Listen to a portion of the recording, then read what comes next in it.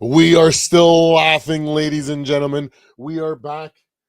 We are live. Just a quick one. I want to run down a quick winners and losers and some thoughts alongside uh, each one of those choices that I've made. I got 10 winners and 5 losers for today's video. So I'm just going to settle in here, take a moment to really enjoy victory week.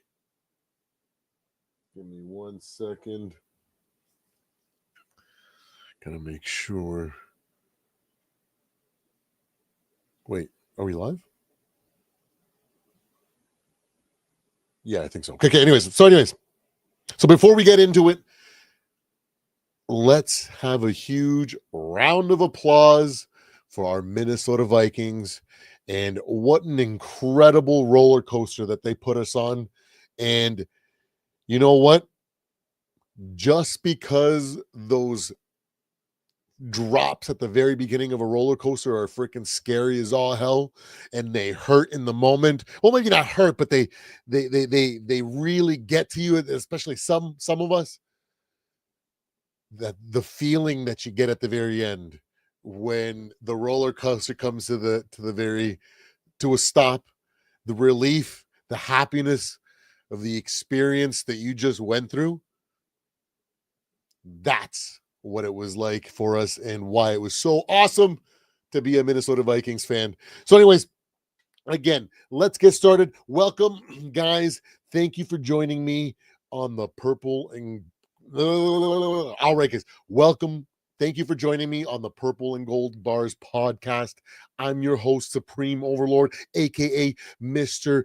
AI Man 3000, Mr. Purple Bars, the Perps, whatever you want to call me. I'm here to serve your hype man, your color commentary expert, the man with the plan, the man with the eyes that no one else has. Purple and Gold Bars. All right, guys. So today, I want to quickly go over our 10 winners and 5 losers after Monday Night Football. So without further wait, let's get right into it. At number 10, I had a really hard time on who I was going to put on at number 10 because, I kind of wanted to throw my heart in there and put Thielen in there for that 2-point conversion, although he was kind of non-existent in the game and he had that drop. I wanted to single out, somebody on defense, like Eric Wilson, how he stepped up when Blake Cashman came in, or maybe because we had Caleb Williams running for his life. I wanted to single out someone specifically on the pass rush, but I couldn't really narrow it down until I heard a quote by JJ McCarthy himself when he was asked, what was the pass? Like, was that pass? I think he was talking about a pass that he made in the third quarter or the fourth quarter to JJ. He was asked, was that the pass that kind of made you feel like we might actually have a shot at this? And he said, no, actually the pass that kind of gave me some comfort was the pass right before the half where he threw it to Speedy Naylor, and he threw an absolute bullet on a freaking speed out that got us into field goal range. And then our man Will the Thrill Riker put that 59-yarder in, a Soldier Field record held by a Minnesota Viking. Oh, it feels good to throw that salt all over those Bears. That's why I have Jalen Naylor as my number 10 winner from Monday night's game. Now let's keep moving forward. Let's keep tracking because we don't want to rant like I am prone to. So we're gonna move on. And like I said earlier, I really wanted to highlight somebody on that defensive line or maybe that secondary or the safeties. Maybe I don't know. I couldn't narrow it down. But what I did notice is that, like I said, Caleb was running for his life. That's why I put the entire pass rush. Yes, you heard me, ladies and gentlemen, into the number 9 spot. And no one in particular, like I said, I could really just wanted to like ran away with it, right? And I know there were a bunch of plays that I wish they could have back. I'm looking at you, Mr. Jonathan Allen. That I don't know how you let Caleb Williams escape there, but regardless, them boys sent the dogs out and they were barking, and Caleb was running scared. Woo! He was almost crying on the sideline. The pass rush was so crazy. That's why number 9 winner on today's list is that pass rush. Now, I want to move on to the next winner of Monday Night Football, and that brings us to none other than Mr. TJ Hawkinson. You know, he made a couple crucial catches that kind of kept certain drives alive. I think there was one in that late drive there that kind of kept it going here before the JJ touchdown. There's so many. Either way, he made some crucial catches, not to mention the poise and the training and preparation that he had for that uh, RPO in that running touchdown that he had for JJ, that he helped with for JJ. He could have easily played that sloppily, let his defender off the hook and, put a hand or put a body on JJ and stop that run. Maybe even could have like dominoed into a pit of abyss where we end up not even scoring or maybe just getting 3 points. Preparation and that big stature behind TJ Hawkinson. And that's why in those crucial plays when we needed our superstars, Hawkinson was there as a safety blanket when we needed in those few catches that he had and in that pass block for our man JJ McCarthy. Woo! It's looking good. So now, sorry about that. My dog is going crazy. Now let's move on. And we are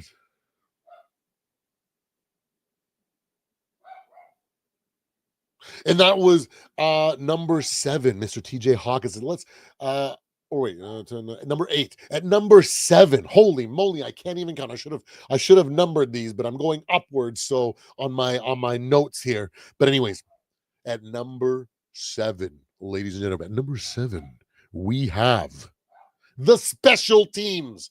Let's go, guys. One of the biggest winners or biggest contributors in keeping us alive and keeping the dream going the entire game was our special teams. Not only did we have a great performance by Mr. Price in the punt return game, we showed great resolve with a punt block that gave really good position for JJ to be able to mount that comeback. We also saw that in the final play of the game where they had any meaningful impact, they were able to follow the plan. And when KOC was waving him out of the end zone and saying, bring it on out, we already talked about this in the huddle before and in practice, and we know what to do in the situation. Them boys didn't hesitate. It could have easily been an autopilot and they could have taken a knee in the end zone and screwed us up and made a big mistake like Ben Johnson and the Bears did right before. But no, special teams came in clutch. That's why they are number 7 on the list for biggest winners in yesterday's Monday night rout of the Chicago Bears. The next on the list, coming in at number 6, biggest winners of last night's game, I have our offensive line. We gotta give it to these boys, okay? I had a lot of confidence going in there, thinking that Darisaw was going to play, and then the last minute when he didn't come out, I was a little bit reserved, but I still had overall confidence. You know why? Because last year when Darisaw went down and we threw what we need to, we together what we needed to do by trading for what's his name, our our coaching staff prepared our O-line week to week and had them ready, and they performed a lot better than anyone ever gave them credit. And despite having 3 players on the interior O-line making their debut for us, They were upgrades to what we had last year, and they made it work. Even though Mr. School had some really bad plays at left tackle, he was a little bit lost sometimes in the first half.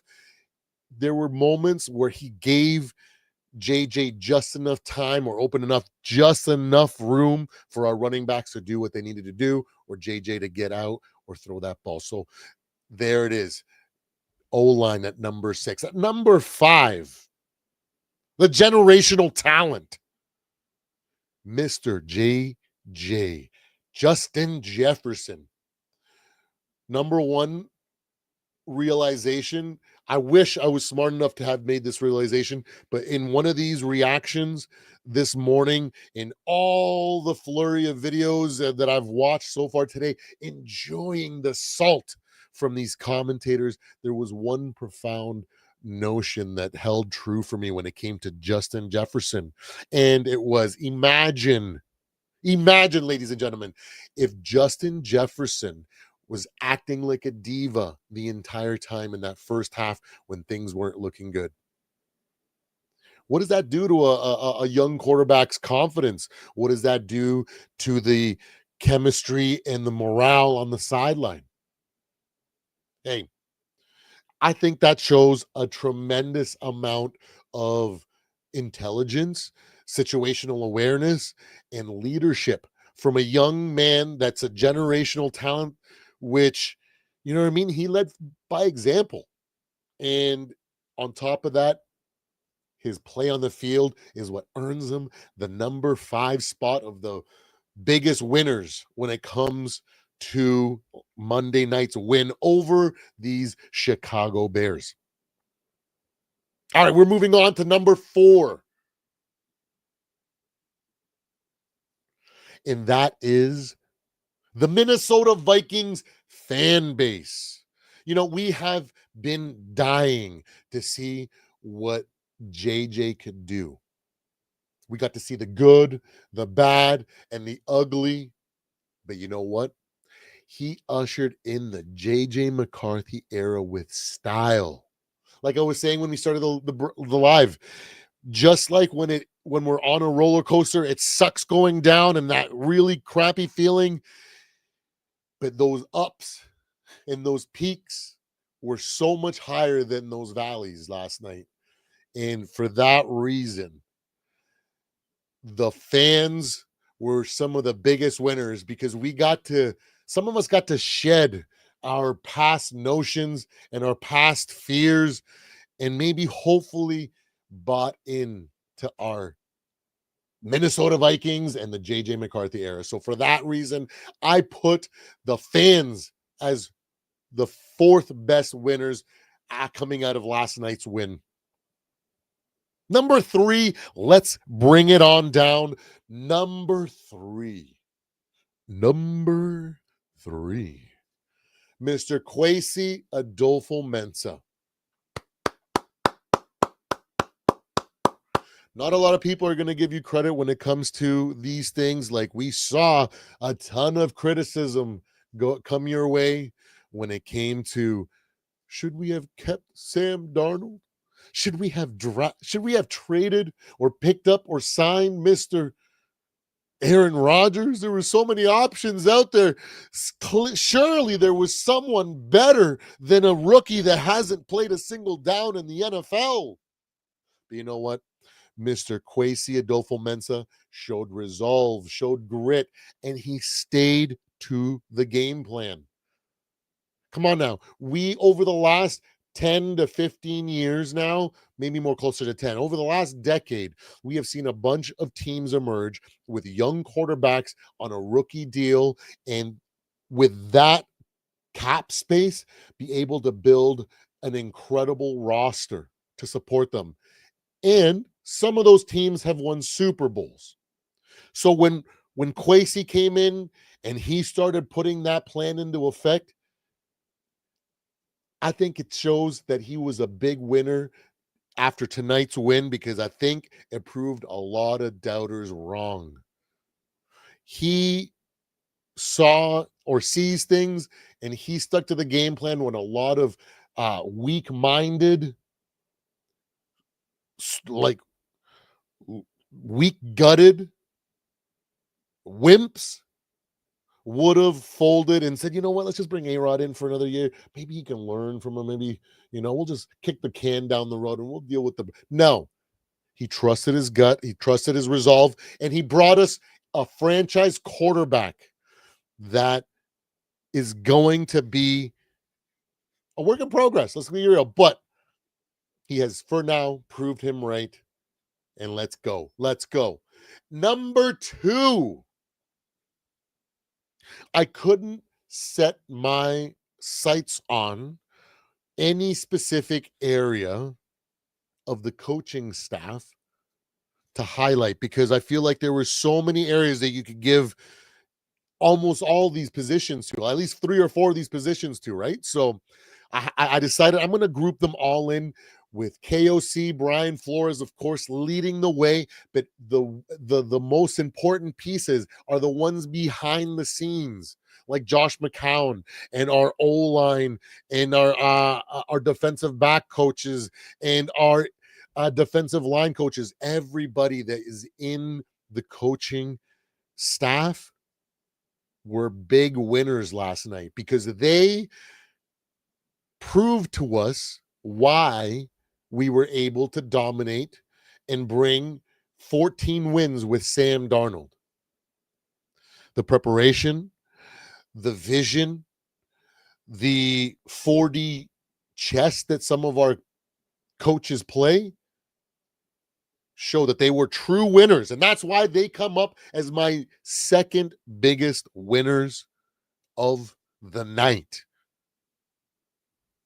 And last but not least, well, that's definitely not least because he is the biggest winner from Monday Night Football. Ladies and gentlemen, yes, without further ado, the man has arrived, Mr. JJ McCarthy, ladies and gentlemen. We as Vikings fans have been through the mud, through the ringer. We have had some ups and downs. We've had some big hopes, and we've had some crushing defeats.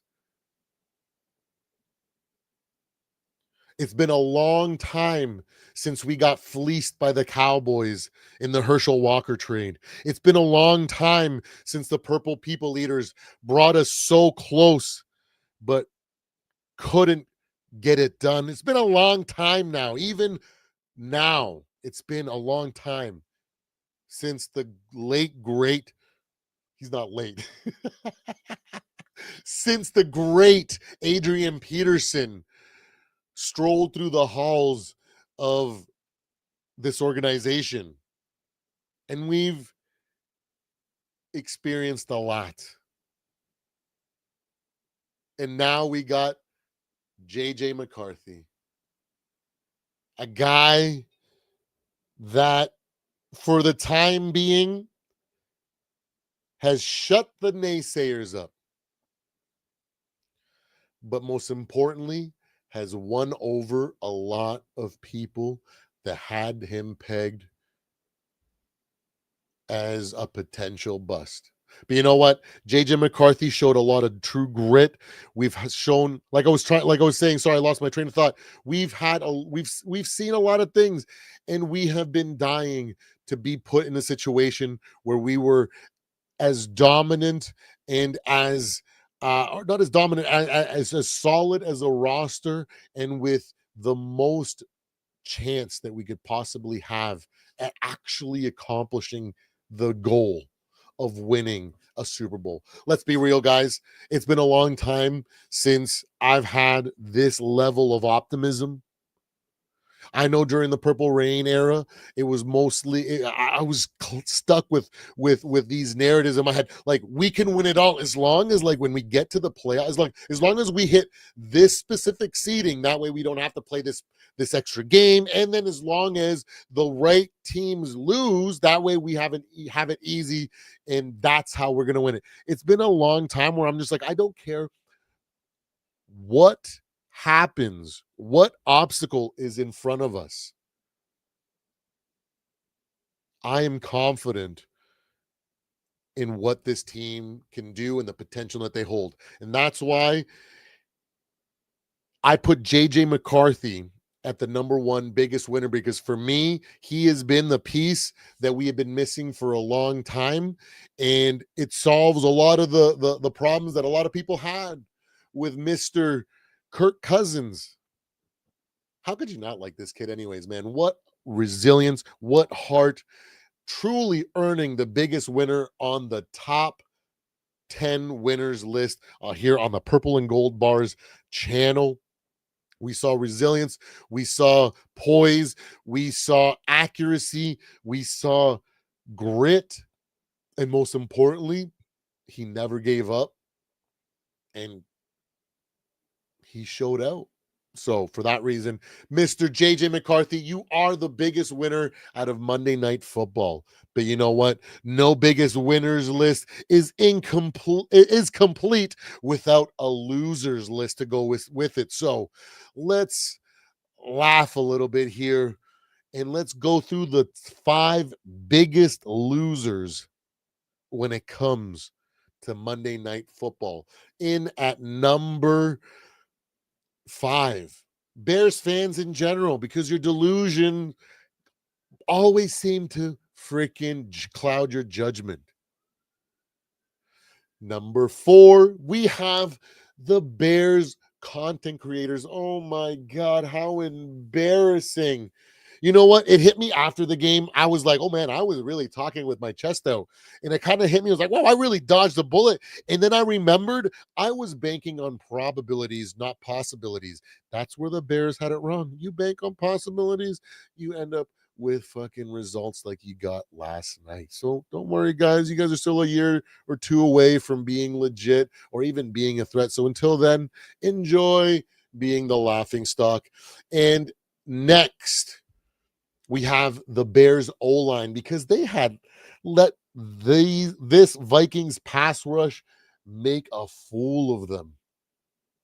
And it was so beautiful to see. It was so beautiful to see. You spent so much fucking money on this O-line and you couldn't even.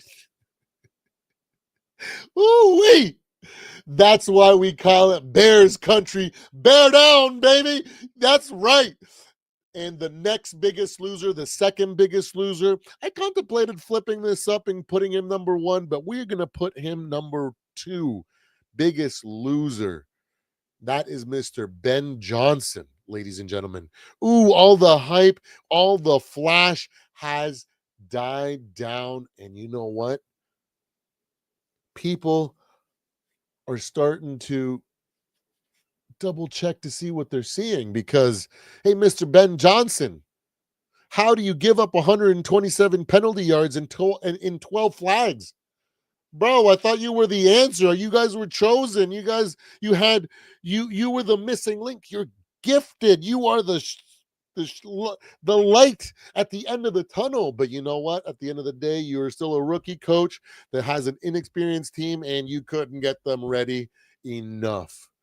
And you, sir, are the second biggest loser of the night because I think it's going to prove over this season that it wasn't just Ben Johnson. It wasn't just the Lions roster.